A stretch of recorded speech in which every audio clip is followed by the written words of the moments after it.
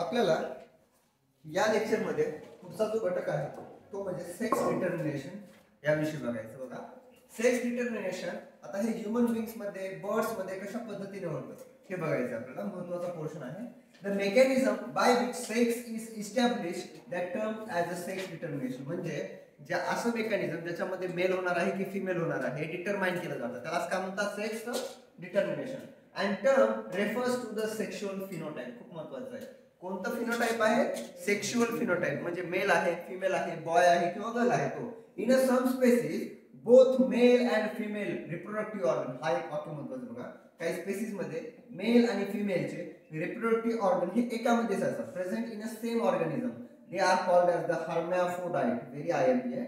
हर्मॅफ्रोडाइट म्हणजे असे ऑर्गॅनिझम ज्यांच्यामध्ये मेल आणि फिमेलचे दोन्हीचे पण ऑर्गन्स प्रेझेंट असतात. त्यालाच म्हणायचं बायसेक्शुअल किंवा त्याला म्हणायचं मोनोथियस. ओके बघा, तीन नाव आहेत: हर्मॅफ्रोडाइट, बायसेक्शुअल आणि मोनोथियस. हे खूप महत्त्वाचे. ज्याच्यामध्ये काय म्हटलं जातं की बाबा मेल आणि female gamete, male and female organs एकाच ऑर्गॅनिझमच्या बॉडीमध्ये प्रेझेंट असतात.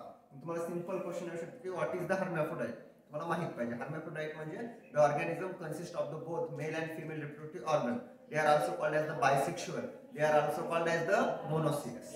ठीक आहे. On other hand some species which are organisms has either, म्हणजे आता आपल्यामध्ये कसे असतात, मेल अलग असतात आणि फिमेल अलग असतात. त्याला काय म्हणायचं डायोसियस किंवा त्याला म्हणतात युनिसेक्शुअल, कारण की त्यांच्यामध्ये एकच सेक्स प्रेझेंट आहे.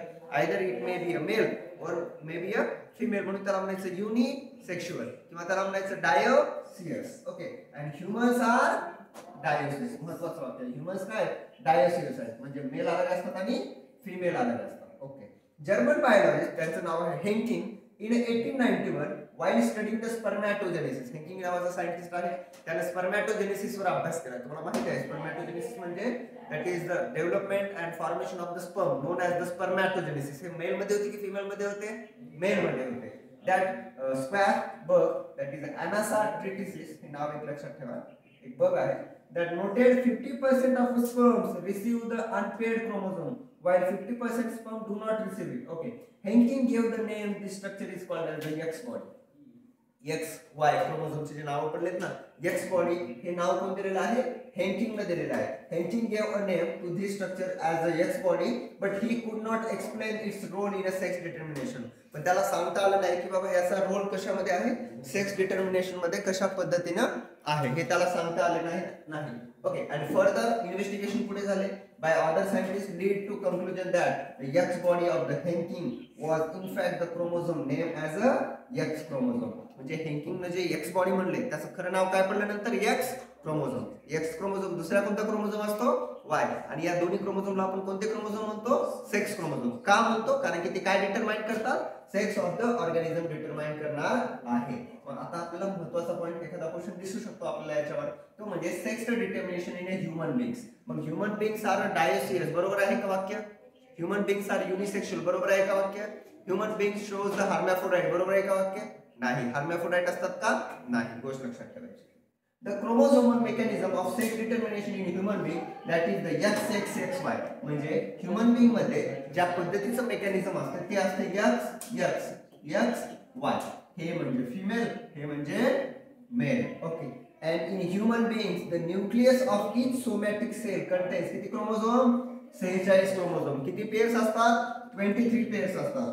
पण आउट ऑफ दिस, आता बघा इथे 23 पेयर असतात म्हणलं, म्हणजे 22 पेयर सोडून जे शिल्लक राहिलेले 1 पेयर, त्याला म्हणायचं 1 pair is called as the sex chromosome. आणि जे 22 पेयर होते they are called as the autosomes. म्हणजे असं लिहिलं जातं सिंपली. त्या ठिकाणी कसं असतं बघा, इकडे 22 क्रोमोझोम्स नोट करा. किती पेयर? टोटल 46 आहेत क्रोमोझोम. 46 पैकी आपण 23 पेयर असतात. त्या 23 पेयर पैकी 22 प्लस 1 पेयर म्हणतो मी. काय म्हणतोय? पेयर. हे जे असतात त्यांना म्हणायचं ॲटोझोम्स आणि त्याला काय म्हणायचं?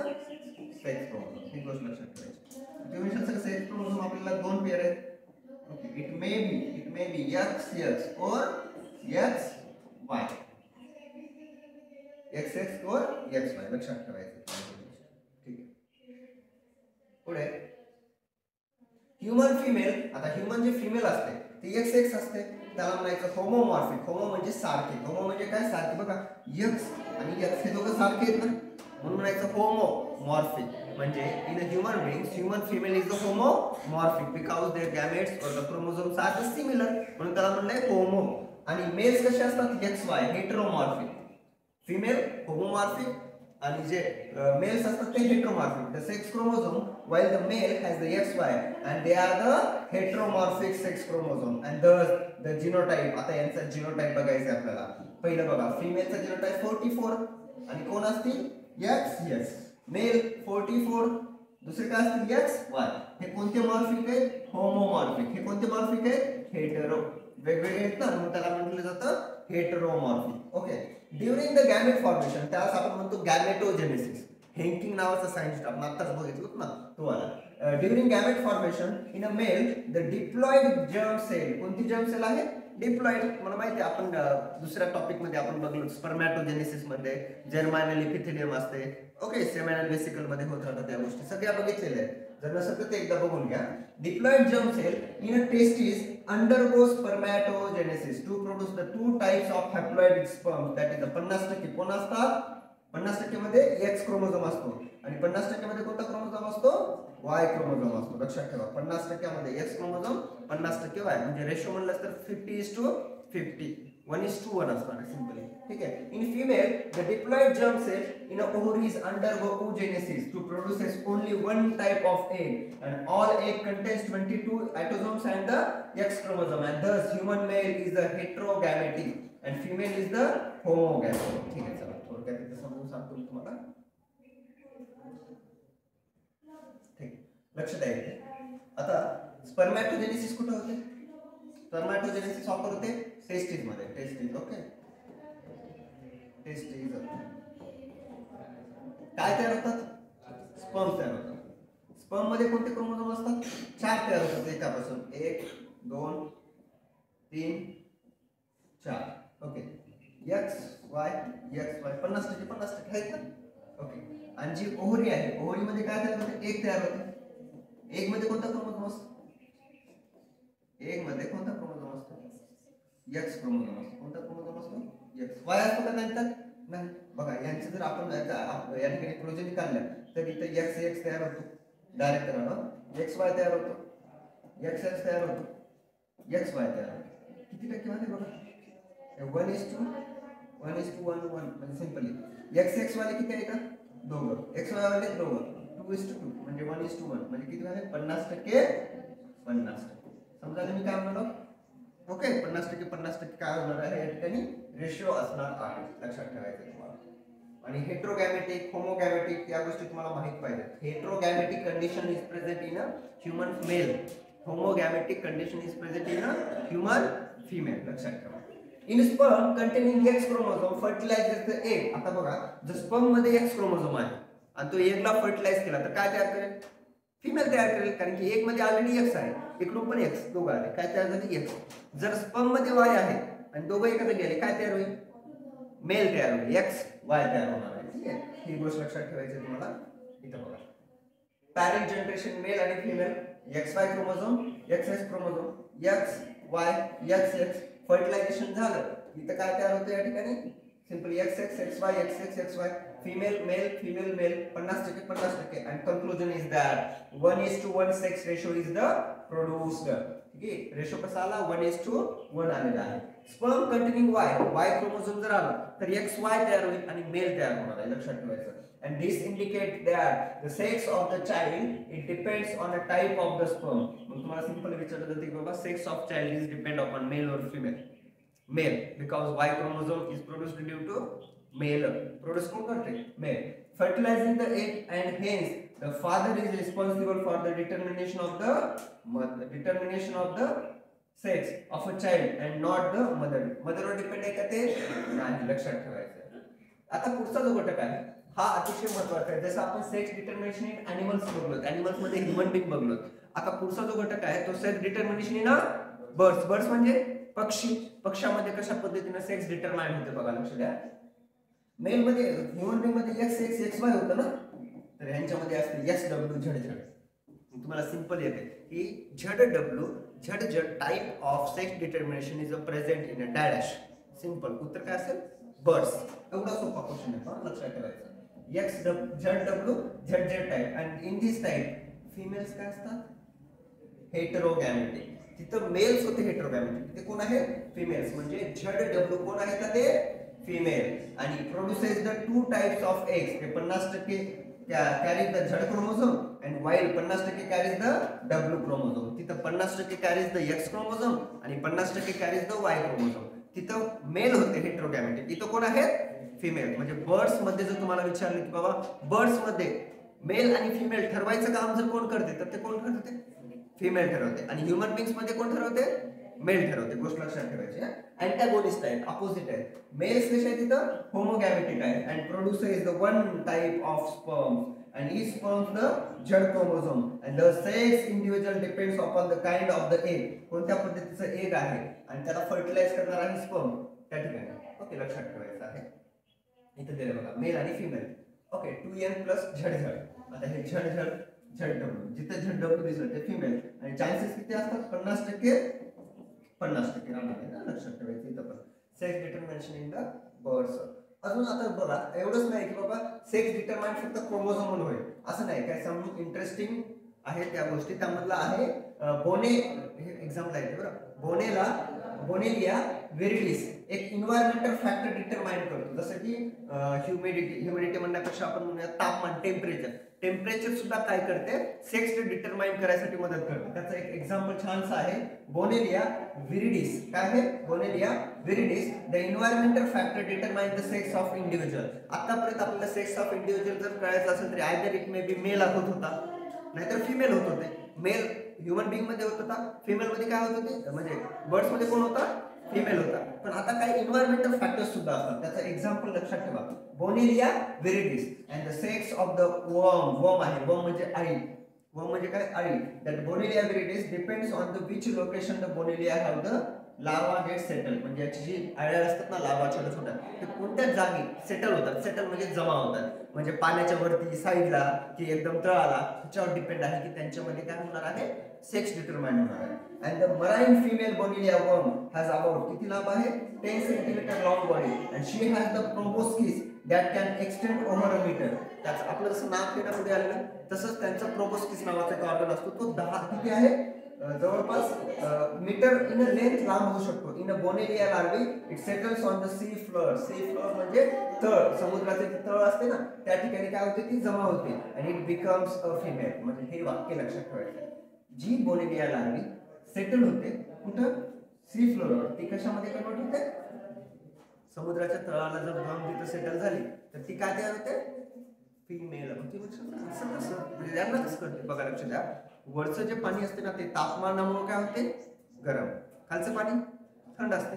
समजायला? म्हणजे इथं टेम्परेचर फॅक्टर अफेक्ट करणार आहे for the determination of the sex of that organism. लक्षात द्या. ठीक आहे. And however when larvae has a land on a females proboscis it enters the female mouth and it migrate into her uterus and differentiate into the male. बघा, जर uterus मध्ये जाऊन होत असेल तर ते काय तयार होते? मेल. आणि सी फ्लोअर ला होत असेल तर फिमेल. ओके, डायरेक्ट क्वेश्चन तुम्हाला ते सी फ्लोअरचा आहे का? इथं बघा, हे लार्वी, हे युटेरस आहे बरं, आणि हे त्याचं लांब झालेलं प्रोबोस्किस आहे. पुढे 1 मीटर पर्यंत लांब होते. इथपर्यंत कोणाला काय अडचण? बघा, आपण 2 प्रकारचे गोष्टी शिकलो. पहिले खरं तर 3 म्हणायला पाहिजे. बोनेलिया विरिडिस एक पण धरूयात आपण. ठीक आहे, पहिले ह्युमन बीइंग बघलो, त्याच्यानंतर बर्ड्स बघितलं, त्याच्यानंतर बोनेलिया विरिडिस बघितलं. आता तिसरा आणि अतिशय महत्त्वाचा घटक तो म्हणजे हनीबी. हनीबी म्हणजे मधमाशी. यांच्यामध्ये कशा पद्धतीने सेक्स डिटरमाइन होते हा घटक आपल्याला बघायचा आहे. बघा, लक्ष द्या. In the honeybees chromosomal mechanism हे महत्त्वाचं आहे. हा काय आहे? हॅप्लोडिप्लॉइड टाइप. अगोदरचा टाइप बघला आपण XXXY, त्याच्यानंतर झड डब्ल्यू किंवा झड. आता कोणता आहे? हॅप्लोडिप्लॉइड टाइप. सिंपल क्वेश्चन येतो. Haplodiploid type of sex determination is present in a डायडॅश. पहिला ह्युमन बीइंग, दुसरा हनीबी, तिसरा बर्ड्स, चौथा बोनेलिया विरिडिस. काय उत्तर आहे? हनीबी. लक्षात ठेवायचं. Okay, in this type sex rate individual is determined by the number of set chromosome received. म्हणजे त्यांना किती number of set of chromosome येतात. जर हॅप्लॉइड येत असेल तर किती होतात, डिप्लॉइड येत असेल तर काय होते, त्याच्यावर ठरणार आहे की तो मेल होणार आहे की फिमेल होणार आहे की वर्कर होणार आहे. यांच्यामध्ये 3 प्रकारचे असतात. ड्रोन एक असतात, वर्कर एक असतात आणि क्वीन एक असते. लक्ष द्या. ओके, पुढे बघा. Females are diploid. इथं एक एक वाक्य महत्वाचं आहे. फिमेल्स काय लक्षात ठेवा. मेल्स काय haploid. females diploid, males haploid, and the female produces the haploid egg. Female काय तयार करतात? haploid egg तयार करतात by meiosis, and male produces the haploid sperm by mitosis. बघा वाक्य. female produces काय? female produces males by म्हणजे simply female produces haploid eggs by the meiosis, पण male produces haploid sperms by mitosis. म्हणजे एवढं लक्षात ठेवायचं, फिमेल असतात ना ते त्या मिओसिस करतात. हे काय करतात? मिओसिस. आणि जे मेल्स असतात ना ते काय करतात? मायटॉसिस करतात. फिमेल मिओसिस करून हॅप्लॉइड तयार करतात आणि मायटॉसिस करून हे सुद्धा मेल काय करतात? हॅप्लॉइड म्हणजे सिंपली 16 वाले तयार करतात. If the egg is fertilized by the sperm the zygote develop. बघा, जर एग जर फर्टिलाइज झालं स्पर्म मुळे तर या ठिकाणी काय तयार होणार? झायगोट तयार होत आहे. Develop into a diploid female that is a 2n is equal to 32. त्याला म्हणतात क्वीन आणि वर्कर. बघा आता इथे खूप महत्त्वाचं आहे. डिप्लॉइड फिमेल 2n कोण आहे? 32. क्वीन आणि वर्कर. वर्कर सुद्धा डिप्लॉइड असतात. फक्त हॅप्लॉइड कोण असते? मेल्स असतात. फक्त हॅप्लॉइड कोण असतात? मेल्स असतात. And unfertilized egg develop into haploid male by the way of a parthenogenesis. Parthenogenesis म्हणजे parthenogenesis. लक्षात ठेवा, parthenogenesis सिंपली. त्याच्यानंतर the diploid female get differentiated in either by the worker or queen depending on the food they consume during their development. हे काय लक्षात ठेवा. आता ही कहाणी तुम्हाला लक्षात ठेवायची आहे आणि महत्त्वाची. पॅरेंट एक तर फिमेल आणि दुसरा आहे मेल. ऑलरेडी मी तुम्हाला सांगितलं हनी बी मधला जो फिमेल असते ती कशी असते? डिप्लॉइड. म्हणजे किती क्रोमोझोम असतात त्यांच्यामध्ये? 32. जे मेल किती असतात? 16. बरं, हनी बी मिओसिस करते की मायटोसिस? मिओसिस करते. आणि हॅप्लॉइड मायटोसिस. मेल काय करतो? मायटोसिस. 16 आले. समजले? आता बघा इथलं N16 हे याच्यामध्ये भाग घ्यायला का फर्टिलायझेशन मध्ये? नाही. म्हणजे यांच्यामध्ये फर्टिलायझेशन होते का? नाही. यांच्यामध्ये होते पार्थेनोजेनेसिस आणि यांच्यापासून काय तयार होतो? हॅप्लॉइड मेल तयार होतो. एवढी कहाणी समजली? पुढे हा इथला मिओसिस झालेला हा एग आहे. हा एग आणि आपला तिकडून मेलचे स्पर्म आलेले हे मिक्स आणि काय तयार झाले? डिप्लॉइड. यांच्यापासून दोघं जण तयार होतात. एक क्वीन तयार होते, दुसरं कोण तयार होतं? वर्कर. ज्याला जास्त खायला भेटलं ती कोण असते? क्वीन. ज्याला नाही भेटत त्यांना काय ठरवलं जातं? वर्कर ठरवलं जातं. लक्षात ठेवा. ठीक आहे, सिंपल. या ठिकाणी आपण काय काय बघितलं? डिटर्मिनेशन, सेक्स डिटर्मिनेशन कोणाकोणामध्ये बघितलं? 4 पद्धतीमध्ये बघितलं. पहिलं म्हणले ह्युमन बिंग मध्ये XX XY. दुसरं जे बघितलं बर्ड्स मध्ये ZW ZZ. तिसरं बोनेलिया विरिडिस त्यांच्यामध्ये अपॉन एन्व्हायरमेंटल फॅक्टर्स. सी फ्लोअरला जर जात असेल तर फिमेल तयार होतात आणि जर युटेरस मध्ये जात असेल तर मेल तयार होतं. आणि चौथा अतिशय महत्त्वाचा आपण पॉइंट बघितलेला आहे तो म्हणजे sex determination in a honey bee. Haplodiploid type of sex determination. Okay, समजलं?